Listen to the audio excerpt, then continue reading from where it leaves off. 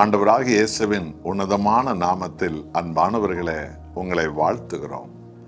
தேவனுடைய வேதத்தை அனுதினமும் நீங்கள் ஆராய்ந்து அதன்படி நடக்க அர்ப்பணியுங்கள். உங்கள் வாழ்வில் மாபெரும் ஆவியானவருடைய வெளிச்சம் வெளிப்படும்.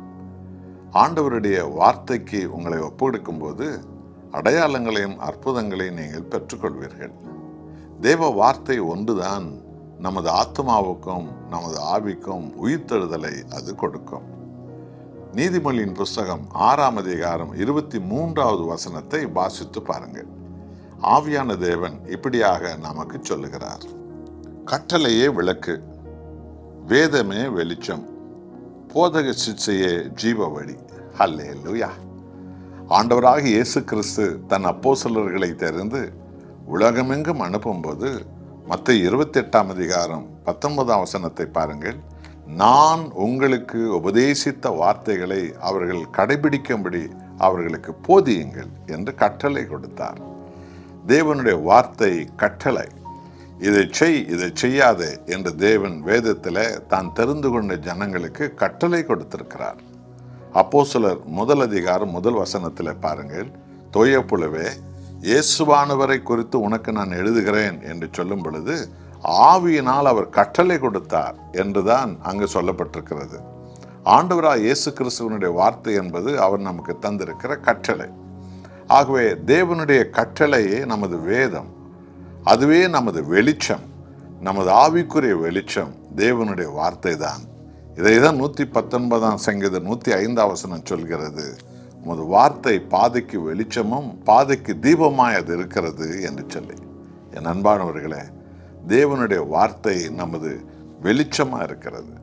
போதக சிட்சை, ஆம், இயேசுவின் நாமத்தில் பாவத்தை கண்டித்து போதிக்கிற போதனைகள் தான் ஒவ்வொருவரையும் தெய்வ பக்தி உள்ளவர்களாகவும் தெய்வ பயம் உள்ளவர்களாகவும் பரிசுத்தர்களாகவும் மாற்றிக்கொண்டிருக்கும்.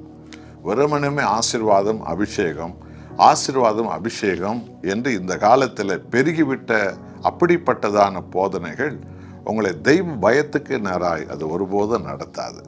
நிச்சயமாய் ஆசீர்வாதம் உண்டு, அபிஷேகம் உண்டு. எங்கே தெரியுமா?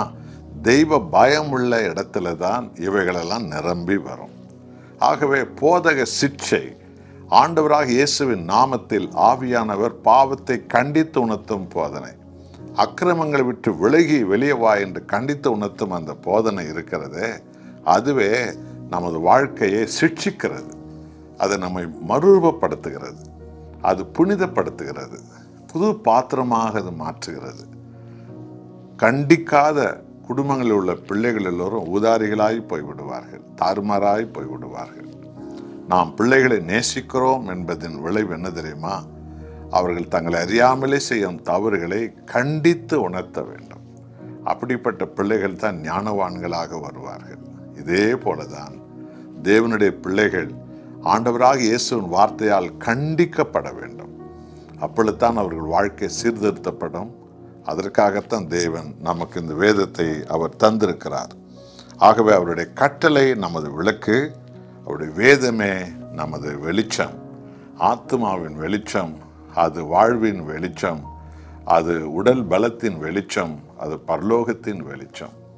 போதக சிட்சையே ஜீவ வழி.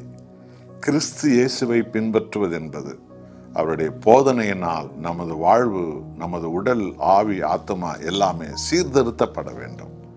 அதற்கு போதனையில் வரக்கூடிய கண்டிப்புகள் தான் அது விசேஷித்த தெய்வ பயத்தின் ஆசீர்வாதமாக மாறிவிடுகிறது. ஒப்பு கொடுப்போமா? தேவனே, உமது கட்டளையே விளக்கு, உமது வேதமே வெளிச்சம், உமது போதக சிட்சையே ஜீவ வழி. எத்தனை அற்புதமான சத்தியத்தை ஆவியான தேவன் இந்த நாளில் எங்களுக்கு போதிக்கிறேன். ஆகவே சீர்குலைந்து போயிருக்கிற கிறிஸ்தவ சமுதாயம் சீர்திருத்தப்படுவது என்பது அவர்களுக்கு கட்டளை வெளிச்சமாக மாறணும். அவர்கள் போதக சிட்சைகள் அடையணும். உம்முடைய வேதத்தின் வெளிச்சத்தில் நாங்கள் எல்லோரும் நடக்கும் பொழுது நாங்கள் இருளை விட்டு வெளிச்சத்துக்கு பாதை மாறாமல் உம்மை பின்பற்றுகிற ஜனங்களாக நாம் மாறுவோம். உமது மகிமையுள்ள சித்தத்தை எங்களுக்கு நீர் வெளிப்படுத்துகிற தேவனாய் இருக்கிறீர். இந்த போதனை வழியாக ஒவ்வொருவருடைய ஆத்மாவுக்குள்ளும் தேவனே நீர் ஊடுருவுகிறதற்காக நன்றி. ஆசீர்வதிங்க. இயேசு நாமத்தில் பிதாவே, ஆமென்.